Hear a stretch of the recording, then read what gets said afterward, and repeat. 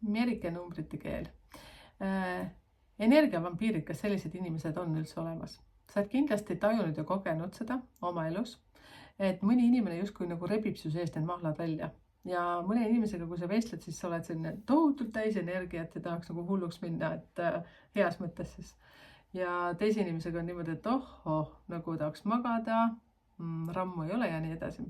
Nüüd on pikem video siis YouTube'i kanalil numbrite keel, kus ma siis räägin, kas sellised inimesed üldse on olemas, kuidas mingid numbrid omavahel nagu sünkroniseeruvad ja kuidas siis aru saada, kellega sul on selline kulutav energia ja kellega sul on hea energia.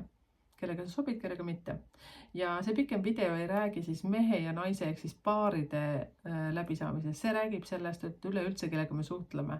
Oma lähedased, omad sõbrad ja nii edasi.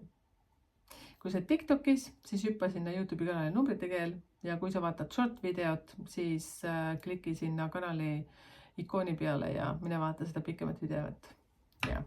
Ja enda kohta informatsiooni leiad sa kodulehelt siis numbritekeel.ee. Mine kähku vaatama.